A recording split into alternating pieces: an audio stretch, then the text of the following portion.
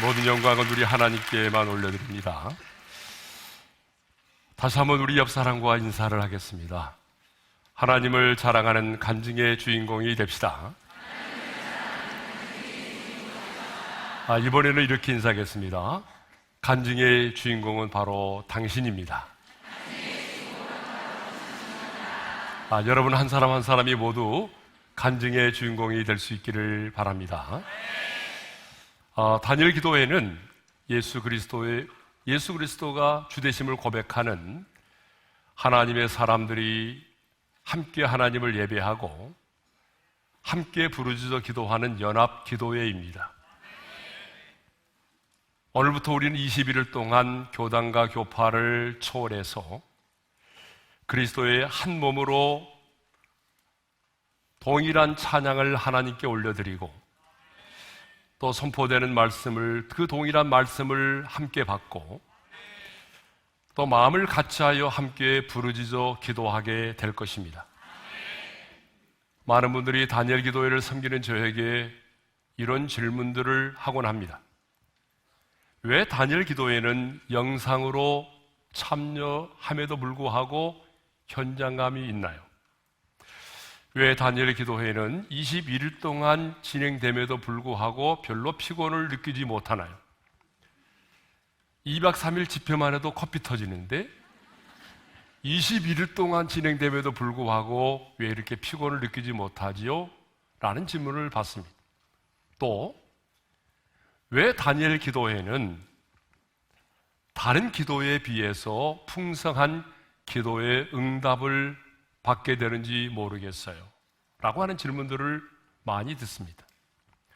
저는 이렇게 질문하는 분들에게 언제나 이렇게 대답을 하곤 합니다.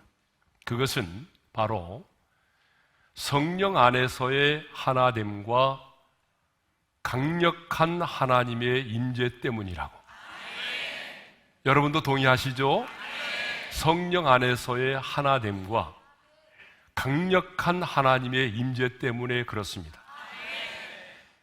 그렇기 때문에 여러분 성령 안에서 하나됨이 너무 중요합니다.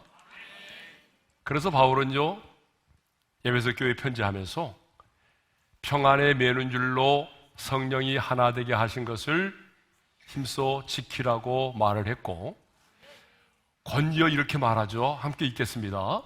주도 한 분이시요 믿음도 하나요 세례도 하나요 하나님도 한 분이시니. 이 말은 우리가 하나 되는 것이 곧 하나님의 뜻임을 말해줍니다.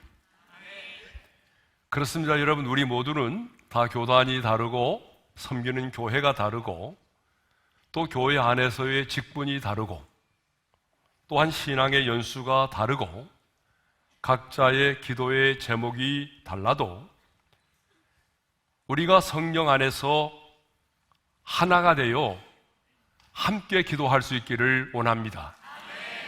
하나 되는 것만큼 선하고 아름다운 것은 없습니다. 그러므로 우리가 성령 안에서 하나 되어 합심으로 기도할 때에 하나님은 우리의 기도에 응답하실 줄로 믿습니다. 그래서 예수님께서 이런 말씀을 하셨어요. 같이 읽어볼까요? 시작. 너희 중에 두 사람이 땅에서 합심하여 무엇이든지 구하면 하늘에 계신 내 아버지께서 그들을 위하여 이루게 하시리라. 그러므로 금번 다니엘 기도의 시간에 우리 모두가 성령 안에서 하나가 되어 합심으로 기도할 수 있기를 바랍니다. 그래서 저는 오늘 다니엘 기도의 첫날에 하나님으로 쉬지 못하시게 하라고 하는 그 제목으로 말씀을 전하고자 합니다. 성경을 보게 되면 우리 하나님은 끊임없이 일을 행하시는 분이십니다. 오늘 본문 7절을 보게 되면 이렇게 말씀하고 있어요. 다 같이요. 또 여호와께서 예루살렘을 세워 세상에서 찬송을 받게 하시기까지 그로 쉬지 못하시게 하라. 그러니까 지금 이사야 선지자는요, 유다 백성들이 70년의 바벨론 포로 생활을 청산하고 예루살렘으로 돌아오기까지 하나님으로 쉬지 못하시게 하라는 것입니다. 예루살렘의 회복과 영광을 위하여 하나님으로 쉬지 못하시게 하라는 말씀이죠. 그리고 1절도 보게 되면 이런 말씀이 있어요. 1절이요. 나는 시온을 위하여 잠잠하지 아니하며 예루살렘을 위하여 쉬지 아니할 것인즉. 자, 그러면 여기서 나는 누구를 말할까요? 참 학자들의 견해가 다 다른데요. 어떤 분은요, 여기서 나를 이사야 선지자라고 보는 견해도 있어요. 그러니까 선지자인 이사야가 하나님으로 하여금 쉬지 못하도록 하기 위해서 시온을 위하여 잠잠하지 않고 예루살렘을 위하여 쉬지 않고 기도하겠다라고 하는 그런 의미로 보는 거죠.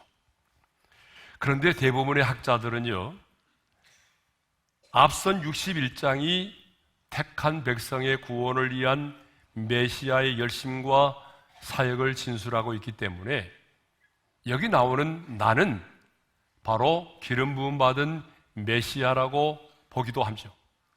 그러니까 메시아로 오실 그리스도께서 당신의 택한 백성들의 구원을 위하여 잠잠하지 아니하고 쉬지 아니할 것이라는 말입니다. 그러니까 여기서 나가 누구냐는 중요하지 않아요. 중요한 것은 하나님께서 예루살렘의 회복과 영광을 위하여 쉬지 아니할 것이라는 것입니다. 여기 나오는 시온과 예루살렘은요, 그 시대에는 유대민족을 말하지만 지금 이 시대는요, 구원받은 새 언약의 백성인 저와 여러분을 가리키는 것입니다. 그러니까 하나님은 지금 이 시대에도 하나님의 백성인 저와 여러분들을 위하여 쉬지 않고 일하시는 분이십니다. 하나님은 일하시는 분이십니다. 자, 우리 옆 사람과 한번 이렇게 인사해 볼까요? 하나님은 일하시는 분이십니다. 네. 하나님은요, 나로 쉬지 못하게 하라고 말씀하실 정도로 일하기를 원하시는 분이십니다.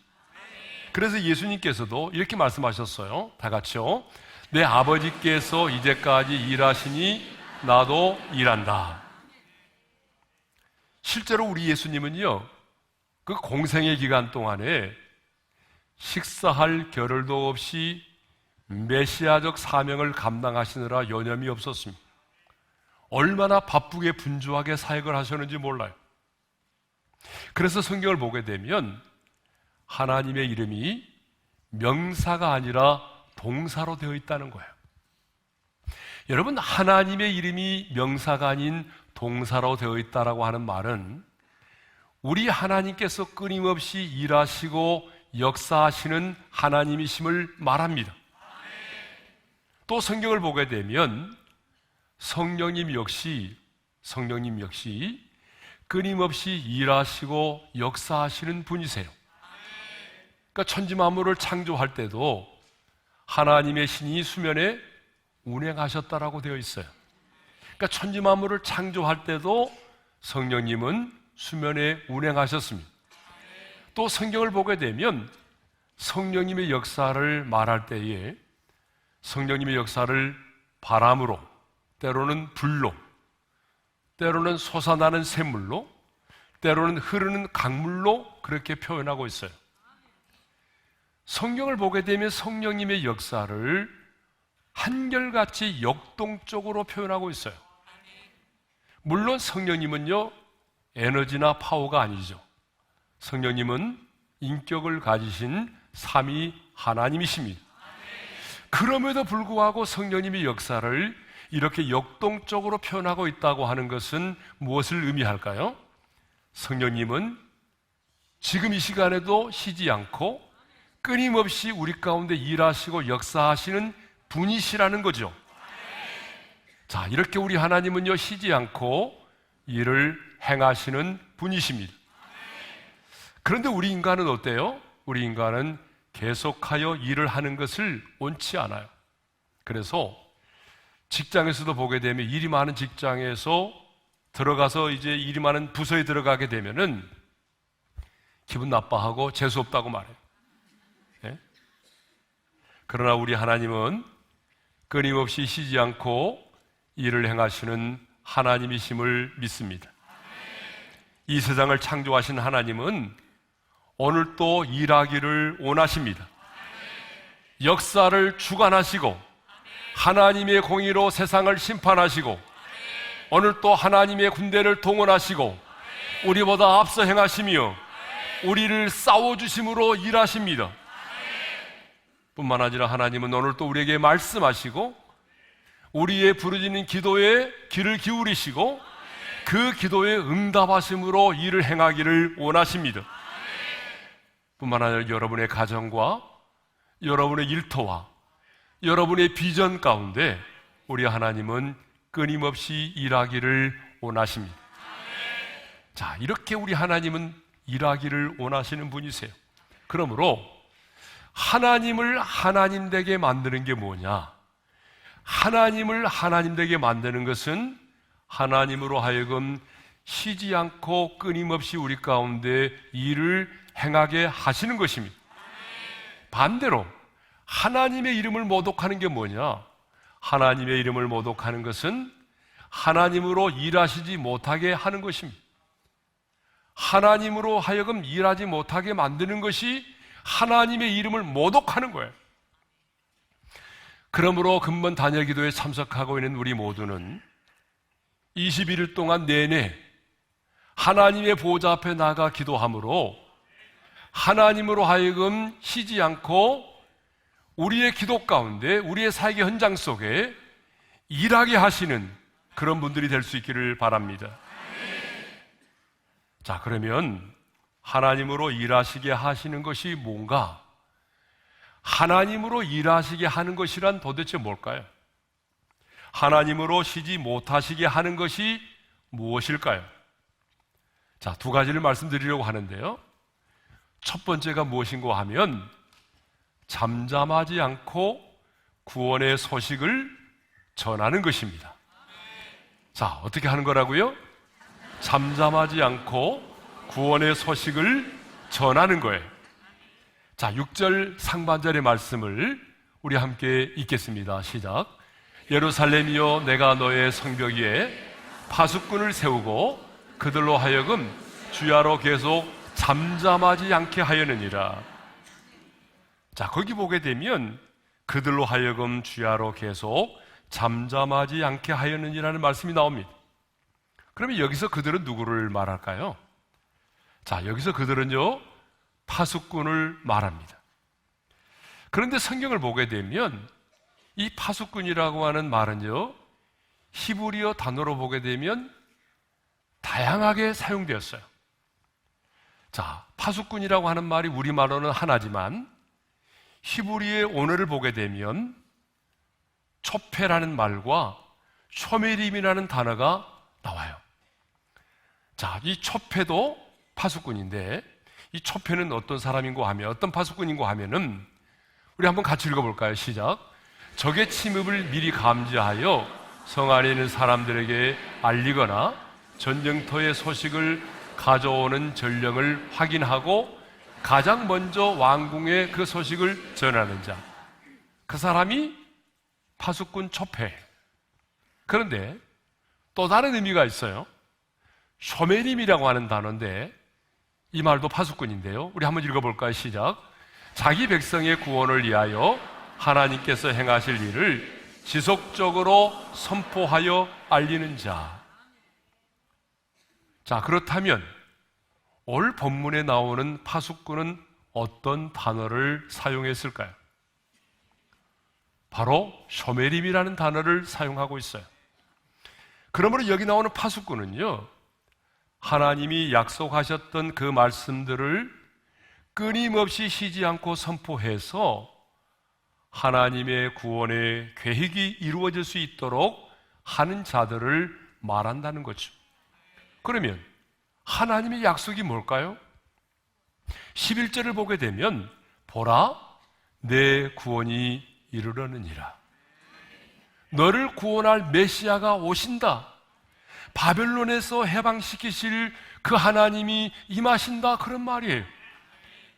그리고 그 다음에 이렇게 나와요. 상급이 그에게 있고 봉이 그 앞에 있느니라. 무슨 말입니까? 그 메시아가 오시면 그 사실 믿고 받아들이는 자는 상급을 얻게 되겠지만 그 사실을 믿고 받아들이지 않는 자에게는 보응의 심판이 임하게 된다는 거예요. 자, 그러니까 본문의 파수꾼은요, 하나님이 약속하신 그 구원의 메시지를 선포하는 자들을 말하는 거예요. 보초 개념이 아니라 하나님이 약속하신 구원의 메시지를 선포하는 자를 쇼메림, 파수꾼이라고 그래요. 그러니까 나라를 잃고 절망 가운데 살아가는 백성들에게 하나님의 구원의 약속, 희망의 메시지를 전하는 자들이 누구예요? 파수꾼, 쇼메림이라는 거예요. 그러니까 오늘날로 말하면 파수꾼은요, 잠잠하지 아니하고 구원의 계획을 전하는 자를 말하죠. 좀 더 직설적으로 말씀드리면 끊임없이 복음을 전하는, 그래서 선교적인 삶을 살아가는 자를 말하는 것입니다. 입술로만이 아니라 우리의 삶의 모든 현장에서 예수 그리스도를 드러내는 삶을 살아가는 자를 말하는 거예요. 자, 이렇게 하나님으로 일하시게 하는 것은 하나님의 구원의 계획인 복음을 증거하고 선포하는 삶을 살아가는 자를 말하는 것입니다. 그러니까 선교적인 삶을 살아가는 거예요.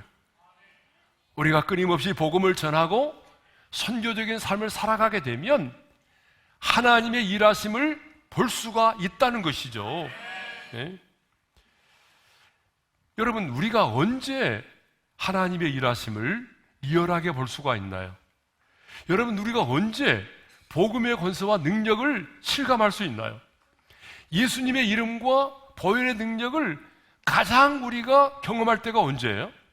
바로 복음을 전할 때입니다. 저는 35년 목회를 했는데요, 35년 목회를 하면서 복음을 선포함으로 하나님이 행하시는 일을 참 많이 보았어요. 자, 병원에서 오늘을 넘기기 어렵겠습니다 라고 말하는 성도, 임종을 앞두고 있는 사람이 신방을 요청하면 저는 언제든지 그 병원의 신방을 갔어요. 근데 여러분, 병원의 문을 열고 딱 들어가면요, 그 죽음의 공포와 두려움 때문인지 그 누워있는 환자가요, 그 얼굴이 흑갈색으로 변해 있어요. 물론 어떤 분은요, 의식이 있어서 말을 주고받기도 하지만 대부분의 환자들은요, 이제 의사소통이 되지를 않아요. 이제 마지막 임종 예배잖아요. 근데 여러분 그거 아세요? 영혼이 육체를 떠나는 마지막 순간까지 다 듣고 있다는 거죠. 이미 그 환자는요, 의사로부터 그런 얘기를 다 들었어요. 오늘을 넘기기 어렵겠네요, 준비하세요. 다 들었어요. 죽음의 공포와 두려움이 몰려오죠. 너무 두려워 떨고 있어요. 저는요, 그 병원에 들어가면 가장 먼저 그분이 잘하는 찬양을 불러요. 제일 많이 부르는 찬송은 예수 사랑하심은 거룩하신 마릴세라는 찬양을 많이 부르죠. 왜? 대부분 이 찬양은 다 아니까. 이 찬양을 부르고 난 다음에 간단하게 복음을 전하죠. 하나님이 우리 집사님, 형제님, 자매님 사랑합니다. 그래서 하나님께서요, 독생자를 보내주셨고요, 하나님의 아들 예수 그리스도가 2000년 전에 인간의 몸을 입고 이 땅에 오셨어요. 그리고 그 주님이 우리 형제님, 자매님, 집사님의 모든 죄악을 담당하시고 십자가에서 피 흘려 죽으셨어요. 그래서 오늘 형제님, 자매님, 집사님이 예수를 용접하게 되면 예수님께서 십자가에서 그 모든 죄값을 다 완벽하게 치루었기 때문에 모든 죄를 사함을 받게 됩니다. 그리고 하나님의 아들 예수 그리스도께서 사망의 권세를 이기시고 부활하셨습니다.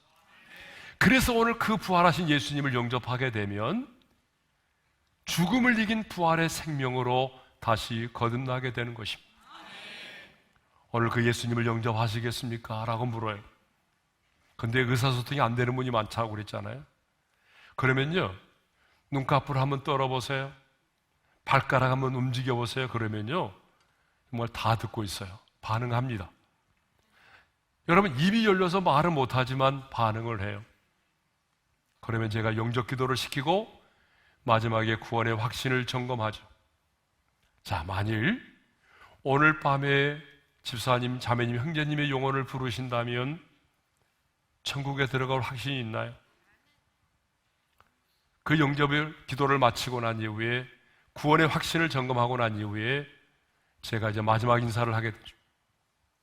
집사님, 형제님, 자매님, 우리 천국에서 만나요. 마지막 인사를 하고 돌아옵니다.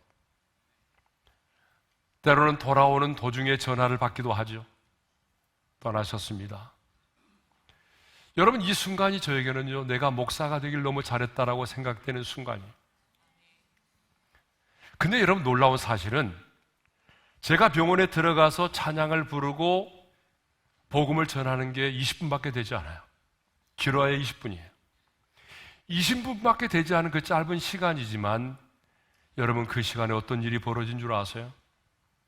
놀라운 일이 벌어져요. 죽음의 공포와 두려움 속에 있던 그 얼굴의 흑갈색이 점점 변하기 시작합니다. 평안이 임해요. 얼굴에서 빛이 나기 시작해요. 그래서 따님이 이렇게 말할 때가 있었어요. 아빠 얼굴 좀 봐. 아빠 얼굴 좀 보라고. 너무나 평안해. 아빠 얼굴에서 막 빛이 나네. 어떻게 이렇게 변할 수가 있어? 여러분, 이렇게 말하는 얘기를 저는 많이 들었어요. 복음은 생명의 빛입니다. 그러므로 이 생명의 빛이 임하면 어둠이 사라지는 거예요. 하나님의 생기가 임하면 마른 뼈들이 살아나듯이 죽은 영혼이 살아나는 거예요. 여러분, 이 땅에 죽은 영혼을 살릴 수 있는 것은 복음밖에는 없습니다. 죄와 죽음의 법에 매여 있는 자들이 복음을 들으면 자유함을 얻게 되는 것입니다. 그러니까 우리가 이 땅을 살아가면서 복음을 전하는 삶을 살게 되면 복음의 권세와 능력이 무엇인지를 경험하게 되는 거예요. 여러분, 경험해 보셔야 돼요. 복음을 전하면 절망과 어둠이 사라집니다. 생명의 빛이 임하는 것을 보게 됩니다. 병든 자들이 고침을 받고 어둠의 영들이 떠나가는 것을 보게 되는 거예요. 여러분, 이 땅에서 최고의 영적 전쟁이 뭔지 아세요? 내가 복음을 전해서 그 영혼을 주께로 인도하는 것입니다. 한 영혼에게 복음을 전해서 그 영혼이 주께로 돌아오는 것, 여러분, 이것처럼 치열한 영적인 전쟁이 없어요. 그러니까 여러분, 전쟁을 하셔야 됩니다. 영적인 전쟁을 해야만이 전리품을 취할 수가 있는 거예요. 아무리 신앙생활 해도 이 복음을 전하는 삶을 살지 않으면 여러분, 전리품을 취할 수가 없어요. 여러분, 주변을 잘 보세요. 누가 간증이 많던가요? 어떤 분이 간증이 풍성하던가요? 신앙생활을 오래 하신 분입니까? 아니에요. 신앙생활을 오래 하신 분은요, 판단이 많아요. 말이 많아요. 교회 안에서 뭐 직분을 가지고 있는 사람입니까?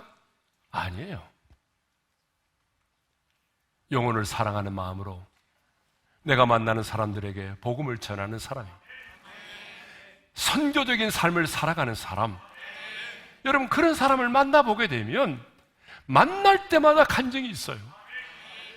여러분, 간증 많은 성도가 되시기를 바랍니다. 자, 두 번째로 하나님으로 일하시게 하는 것이 무엇인가 하면은 기도하는 것입니다. 자, 6절과 7절의 말씀을 우리 한번 같이 읽어볼까요? 다 같이 시작. 너희 여호와로 기억하게 하시는 자들아, 너희는 쉬지 말며 또 여호와께서 예루살렘을 세워 세상에서 찬송을 받게 하시기까지 그로 쉬지 못하시게 하라. 자, 6절에 보게 되면 너희는 쉬지 말며, 7절에 보니까 그로 쉬지 못하시게 하라는 말씀이 있어요. 여러분, 이 말씀은 뭘 의미할까요? 기도를 말하는 거죠. 하나님으로 하여금 쉬지 못하게 하는 것은 기도를 쉬지 않는 거라는 거예요. 그래서 성경에 뭐라고 말하죠? 사도 바울은 우리에게 어떻게 말합니까? 쉬지 말고 기도하라고 말하죠. 그리고 사무엘 선지자는요, 기도를 쉬는 죄를 범하지 말라고 말하는 거예요. 그런데 기도를 통해서만이 하나님이 일을 행하신다는 말을 하게 되면 꼭 이렇게 질문하는 사람들이 있어요. 바로 이렇게 말입니다. 목사님, 꼭 기도를 해야만이 하나님이 일하십니까? 전능하신 하나님이라면 기도하지 않아도 우리의 필요를 아실 것이고, 또 자녀된 우리가 구하지 않아도 알아서 주시면 자녀인 우리가 얼마나 아버지를 더 사랑하고 더 존경하겠습니까? 이렇게 질문하는 사람들이 있어요, 없어요? 너무 찔림을 받는 것 같아요. 여러분 자신인 것 같아요. 그런 분들이 억수로 많아요. 얼핏 보면 맞는 말 같잖아요. 맞는 말 같잖아요. 물론 우리 하나님은요, 우리가 구하지 않아도 우리에게 필요한 것이 무엇인지를 너무 잘 알고 계시죠. 또 해결되어야 될 문제가 무엇인지 우리 하나님 너무나 잘 알고 계십니다. 그렇지만 몰라서가 아니라 하나님은요, 언제나 반드시 기도를 통해서만 일을 행하십니다. 기도를 통해서만 하나님이 역사하십니다.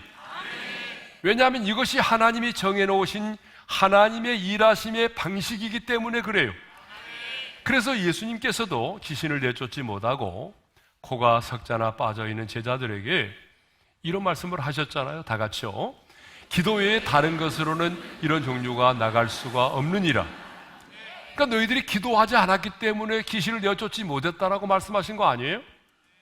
또 예스겔 36장을 보게 되면 하나님께서 예스겔 선지자를 통하여 예루살렘의 회복에 관하여 말씀을 하셨어요. 자, 우리가 아주 자주 살펴봤던 말씀인데 예스겔 36장 36절과 37절의 말씀을 우리 함께 읽겠습니다. 시작. 나 여호와가 말하였으니 이루리라. 주 여호와께서 이같이 말씀하셨느니라. 그래도 이스라엘 족속이 이같이 자기들에게 이루어주기를 내게 구하여 할지라. 한번 따라서 하겠습니다. 나 여호와가 말하였으니 이루리라.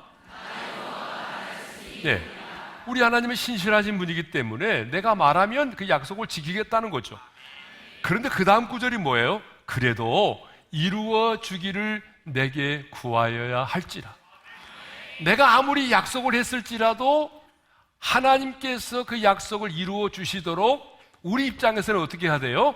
기도를 해야 한다는 것입니다. 자, 그러면 이제 왜 하나님은 반드시 꼭 기도를 통해서만 일을 행하시는가 하는 문제를 살펴보도록 하겠습니다. 왜 하나님은 반드시 기도를 통해서만 일을 행하시는가? 그 첫 번째 이유는요, 하나님과 우리와의 관계가 어떤 관계라고요? 인격적인 관계이기 때문에 그렇습니다.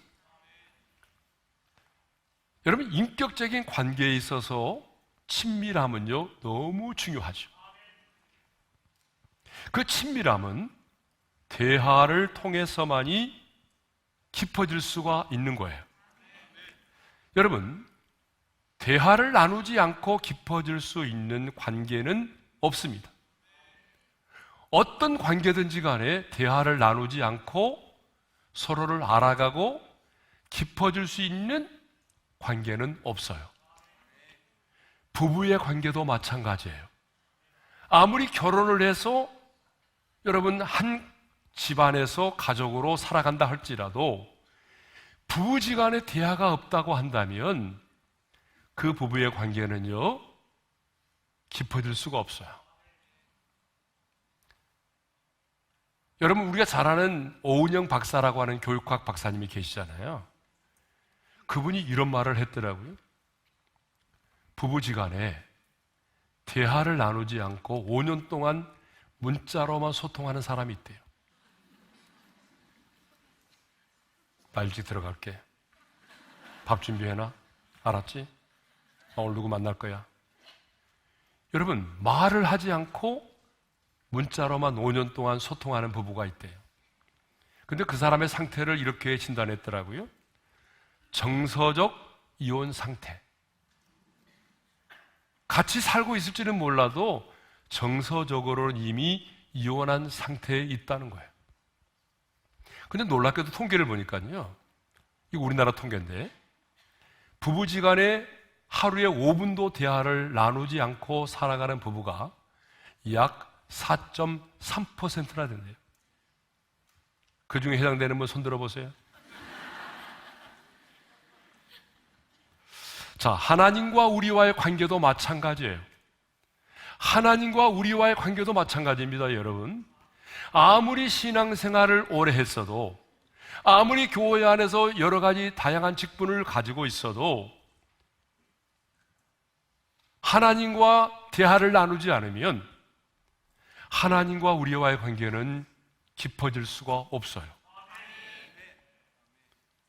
아이를 키우고 먹고 자고 놀고 자신의 일에만 몰두하게 되면은 아무리 신앙생활을 오래 했어도 하나님과 우리와의 관계는 깊어질 수가 없습니다. 대화가 없다면, 하나님과 나 사이에 대화가 없다면 하나님과 우리의 관계는 깊어질 수 없어요. 여러분, 우리는 예수를 믿음으로 하나님과 관계가 맺어진 사람들이잖아요. 그렇죠? 그러니까 예수를 믿는다는 것은 단순히 교회를 다닌다는 의미가 아니라 내가 예수를 믿음으로 말미암아 하나님과 관계가 맺어졌음을 말하죠. 그래서 성경은 하나님과 우리 사이를 다 관계로 말하고 있잖아요. 그렇죠? 예, 신랑과 신부의 관계, 부모와 자식의 관계, 그리고 왕과 종의 관계, 목자와 양의 관계, 친구의 관계로 말하고 있다. 그러니까 예수를 믿음으로 우리가 하나님과 관계가 맺어졌는데 아무리 관계가 맺어졌을지라도 대화를 나누지 않으면 그 관계는요 언제나 서먹서먹해요. 깊어질 수가 없어요. 근데 그 대화가 뭐예요? 그게 바로 뭐라고요? 기도라는 거예요. 예? 그 대화가 바로 기도예요. 예? 그러므로 우리는 근본 단열 기도의 기간에 그동안 여러분이 못다한 그 하나님과의 대화를 그 은혜의 보좌 앞에 나가서 풍성하게 나눌 수 있기를 바랍니다. 근데 우리는요 대화보다는 기도의 응답 그 자체를 원할 때가 많아요.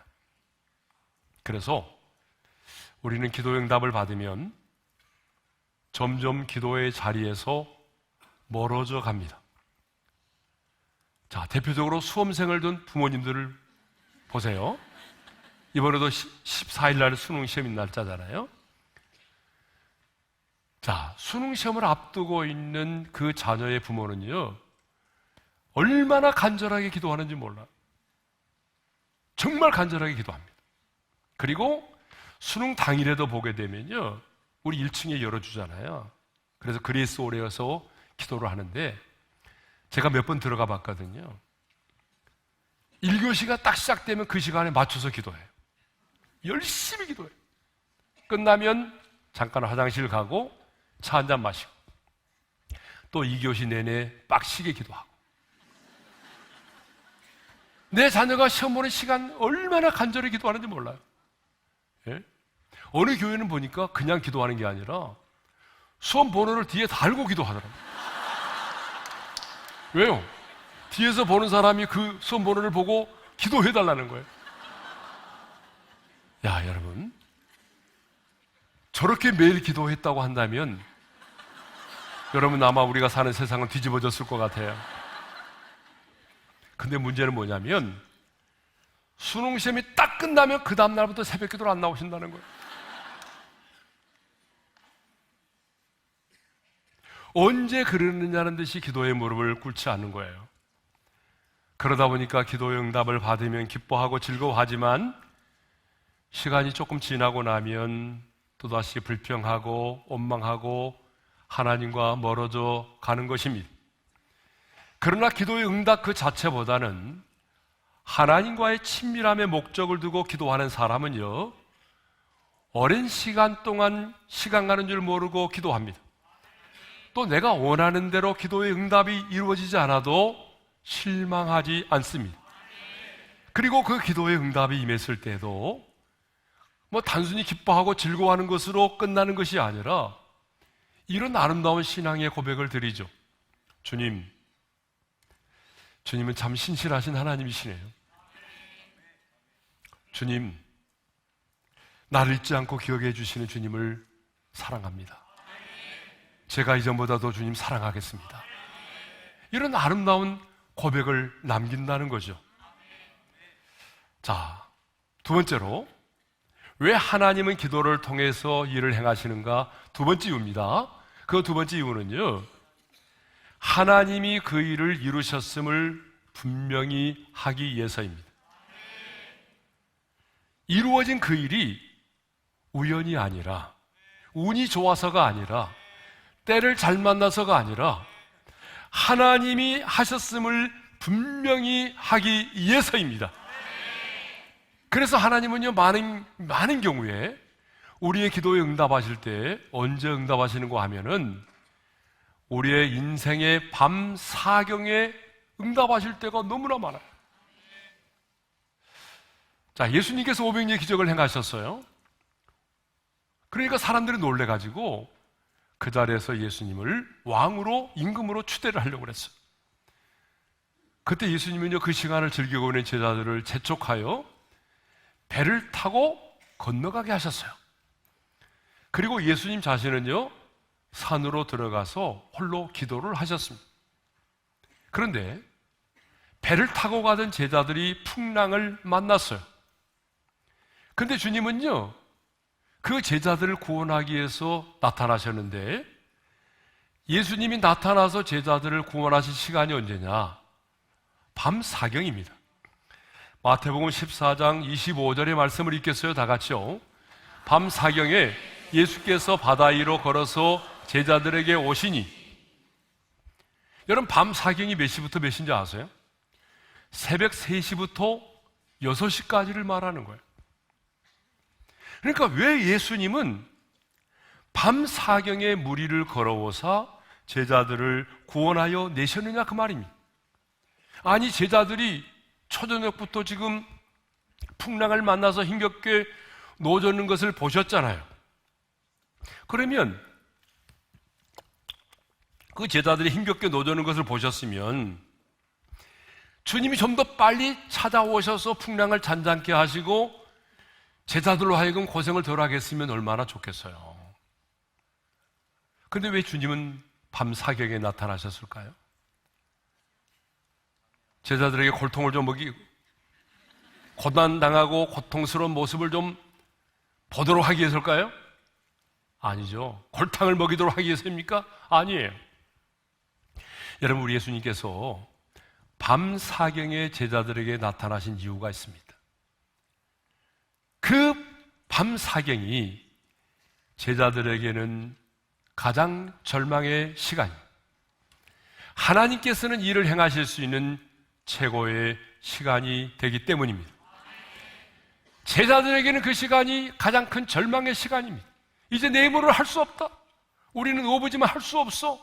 이제는 우리 죽는구나 라고 생각되어지는 절망의 시간이고, 하나님 편에서 보게 되면 일을 행하실 수 있는 가장 최고의 시간이기 때문입니다. 아니, 그보다 더한 이유가 있습니다. 그 이유는 이 일이 오직 하나님에 의해서 되어진 일임을 분명히 하기 위해서입니다. 그래서 하나님은요, 꼭 우리 인생 가운데 기도의 응답을 주실 때도 보게 되면 꼭 인생의 밤 사경입니다. 밤 사경에 나타나셔서 우리의 문제를 해결해 주세요. 그때 하나님이 기도의 응답을 주신다. 그래서 어떤 분은요, 속된 말로 하나님이 티를 내신다, 이렇게 말하는 분도 있어요. 여러분, 저는 그렇게 말하는 분이 있으면요, 이렇게 말합니다. 맞아요. 하나님은 티를 내십니다. 하나님은요, 하나님 당신이 그 일을 행하셨음을 분명히 하기를 원하세요. 여러분, 엘리야의 갈멜산의 전투를 한번 생각해 보세요. 지금 갈멜산의 이 바알의 전투는요, 바알과 선지자와 싸우는 영적인 전투는요, 어떤 거예요? 그 재물 위에 불이 내리면 그 신이 참신이라는 거잖아요. 근데 엘리야가 어떻게 했어요? 하나님은 엘리야에게 그 재물만이 아니고 그 제단의 나무에까지 물을 흥건히 붓도록 하셨어요. 왜 그랬을까요? 우연이나 자연에 의해서가 아니라, 눈속임에 의해서 불을 내린 것이 아니라 하나님께서 불을 내리심으로 하나님 자신이 참신이심을 드러내셨다는 것을 분명히 하기 위해서입니다. 성경을 보게 되면 하나님은요, 당신이 하시는 일을 분명히 하기를 원하십니다. 그래서 하나님은 많은 경우에 불가능한 상황이 이를 때까지 기다리십니다. 도저히 인간의 힘으로는 이루어질 수 없는 상황이 될 때까지 하나님은 기다리십니다. 주님, 제게는 아무 힘도 능력도 없습니다. 이제 주님께서 역사해 주지 않으시면 나는 일어설 수도 없고 감당할 수도 없습니다.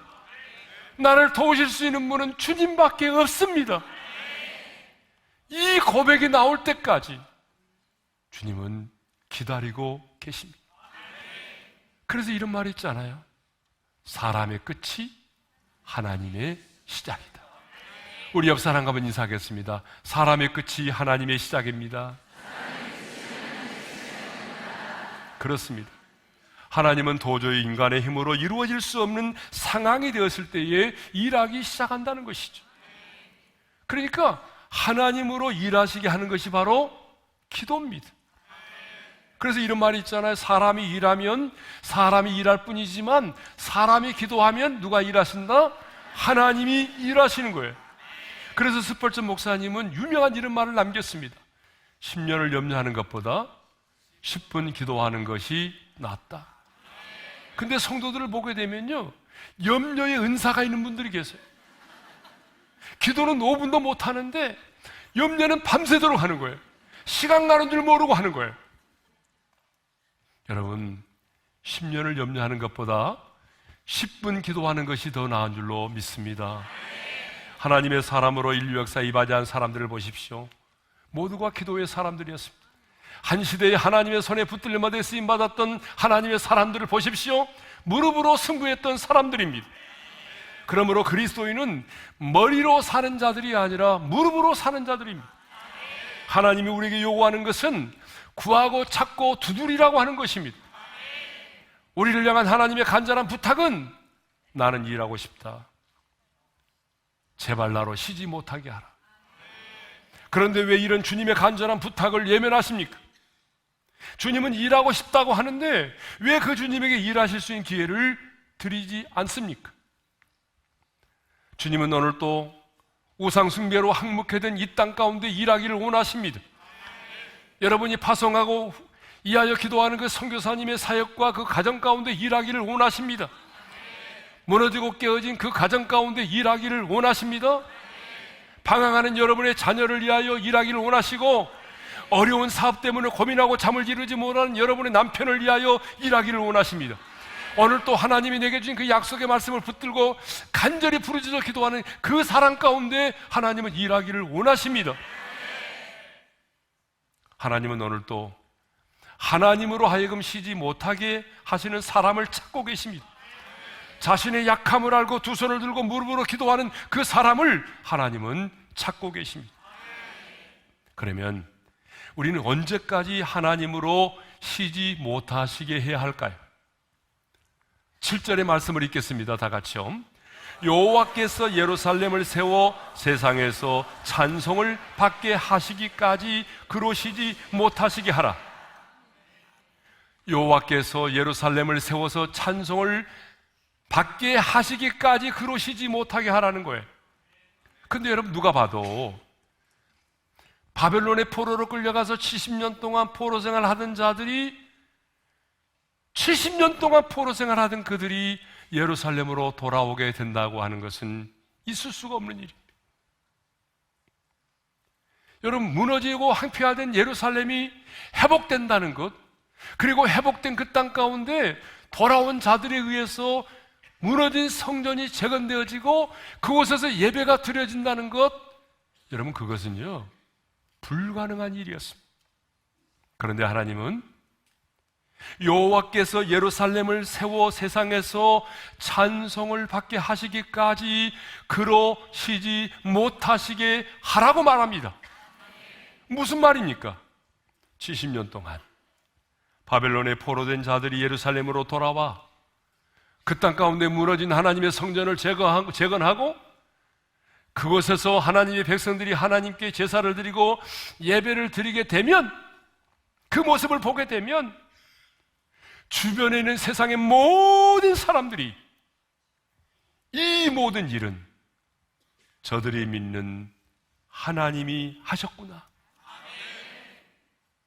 이 모든 일은 저들이 믿는 여호와 하나님이 하셨구나 라고 인정을 하게 될 것이고, 그렇게 되면 여호와의 일하심이 인정돼서 여호와께서 세상에서 찬송을 받으시게 된다는 것입니다.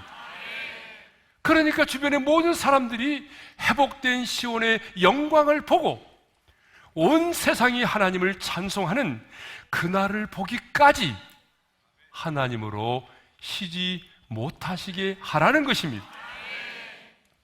우리 역시 마찬가지입니다. 우리 역시 모든 사람들이 이 일은 정말 하나님이 하셨군요, 당신에게 지금 일어난 일을 보니까 하나님은 살아계시는군요,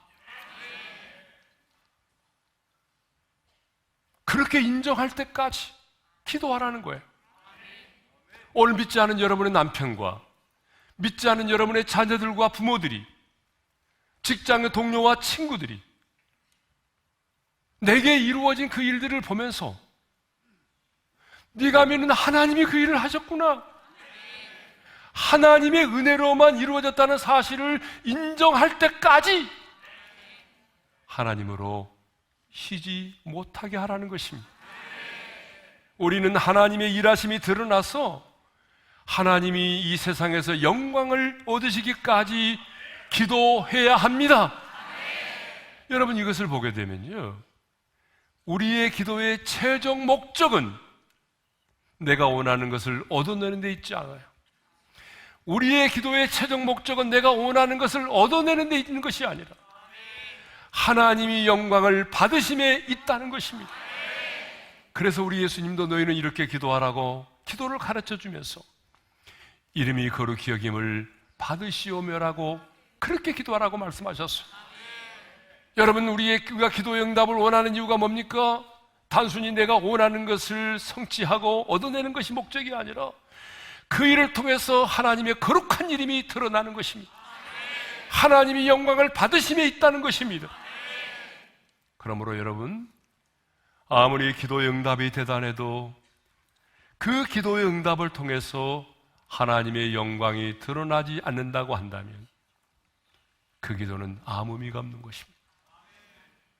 우리의 기도의 응답을 통해서 하나님의 영광이 드러날 때까지, 하나님의 하나님 되심이 드러날 때까지 우리는 하나님으로 쉬지 못하도록 해야 하는 것입니다.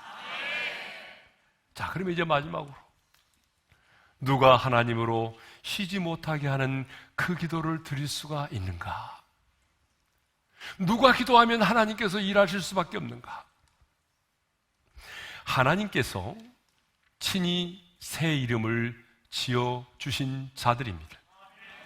2절을 보게 되면 하나님께서 친히 당신의 입으로 포로 생활을 마치고 돌아올 이스라엘 백성들에게 새 이름을 지어주시겠다라고 약속을 하셨어요.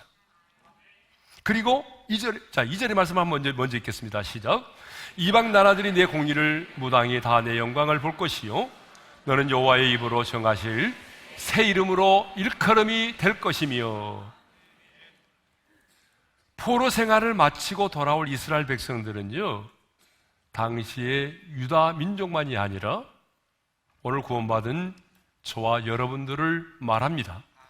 그러니까 하나님은 구원받은 저와 여러분에게 하나님 당신의 입으로 친히 새 이름을 지어주시겠다라고 말씀하신 것입니다. 그러면 예수 믿고 구원받은 저와 여러분들에게 하나님이 친히 지어주신 그 새 이름이 뭘까요? 오늘 하나님께서 구원받은 저와 여러분들에게 새 이름을 지어주셨어요. 친히. 하나님이 친히 우리에게 새 이름을 지어주셨는데, 하나님이 우리 가운데 친히 지어주신 새 이름이 뭐냐? 그것은 바로 헵시바와 뷸라라는 말입니다. 자, 우리 4절의 말씀을 읽겠습니다. 시작. 다시는 너를 버림받은 자라 부르지 아니하며 다시는 내 땅을 황무지라 부르지 아니하고 오직 너를 헵시바라 하며 내 땅을 뷸라라 하리니 이는 여호와께서 너를 기뻐하실 것이며 내 땅이 결혼한 것처럼 될 것임이니라. 이 헵시바는 뭐냐? 헵시바는요, 펩시가 아닙니다. 헵시바는 나의 기쁨이 그녀 안에 있다, 그런 말입니다. 뷸라는 뭐예요? 뷸라는 결혼한 부인을 말합니다. 그러니까 한 번의 이혼의 경력을 가지고 있는 여자예요. 그런데 그럼에도 불구하고 내가 너와 결혼했다, 그런 말입니다. 그러니까 헵시바는 하나님께서 나로 인하여 기뻐하신다는 말이에요. 뷸라는 뭐예요? 하나님께서 나를 결혼한 신부처럼 사랑하신다는 말입니다. 그러니까 한마디로 헵시바여 뷸라여, 이 말은 나의 기쁨, 나의 사랑하는 자요 라는 말이에요. 그러니까 헵시바 뷸라라고 하는 이 하나님과, 이 헵시바 뷸라라고 하는 이 말은 하나님과 나와의 관계가 결혼한 부부의 관계임을 말해주는 것입니다. 그래서 5절 하반절에 이런 말씀이 있잖아요. 신랑이 신부를 기뻐함과 같이 내 하나님이 너를 기뻐하시리라. 신랑이 신부를 기뻐함과 같이 내 하나님이 너를 기뻐하신다. 아, 여러분, 얼마나 감격스러운 말입니까? 나는 내 자신에게 실망할 때가 많은데, 나는 내 자신이 너무 믿고 내 자신이 이해가 안 되고, 그래서 내 자신 때문에 실족할 때가 많은데, 하나님은요, 내 자신을 바라보면서 기뻐하신대. 예? 천지만물을 창조하신 전능하신 하나님이 나를 인해서 기뻐하시고 즐거워하신대. 과거에 우리는 어떤 사람이었어요? 과거에 우리는요, 죄의 종이었어요. 본질상 하나님의 진노를 피할 수 없는 그런 본질상 진노의 자식이었어요. 본문 4절도 보게 되면 우리는 죄로 인하여 버림을 받은 자들이었어요. 그러나 이제는 예수를 믿고 제사함을 받아서 하나님의 자녀가 되었습니다.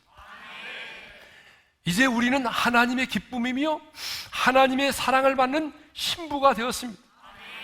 헵시바 뷸라라고 하는 새 이름을 가진 자가 되었습니다. 그러므로 오늘 하나님의 기쁨이며 하나님의 사랑을 받는 신부가 된 저와 여러분이 기도하면 하나님이 우리의 기도를 들으십니다.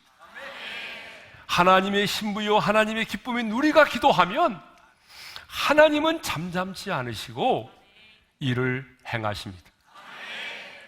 왜 오늘 우리가 기도하면 하나님이 우리의 기도를 들으시고 일을 행하실까요? 여러분이 잘나고 의로워서일까요? 아니에요. 하나님과 나와의 관계 때문입니다. 하나님과 우리는 이미 결혼하여 부부의 관계가 맺어졌어요. 헵시바 뷸라라고 하는 그런 관계를 가지고 있어요. 그러므로 여러분, 나와 하나님과의 관계를 알지 못하면 담대히 하나님의 은혜의 보좌 앞에 나가 당당하게 그분의 얼굴을 구할 수가 없어요. 그러니까 여러분, 기도하기 전에 뭐를 점검하셔야 돼요? 하나님과 나와의 관계를 먼저 점검하셔야 돼요. 그렇지, 하나님은 내게 뷸라, 헵시바라고 하는 이름을 지어주셨지. 나는 하나님의 사랑이고 나는 하나님의 기쁨이야. 그러니까 내가 하나님 앞에 나가 기도하면 그 관계 때문에 하나님이 내 기도를 들어주신다는 걸 여러분들이 이 관계를 분명히 확신하고 나가서 부르짖어 기도해야 됩니다. 그러기에 이 기도의 비밀을 아는 사람은요, 기도를 합니다. 그러나 이 기도의 비밀을 알지 못하는 사람은 아무리 기도하라고 그래도 기도하지 않습니다. 그런데 초대교회 성도들은요, 이 기도의 비밀을 알고 있었어요. 그래서 베드로가 복음을 전하다가 감옥에 갇혔잖아요. 그럴 때 그들은 어떻게 했어요?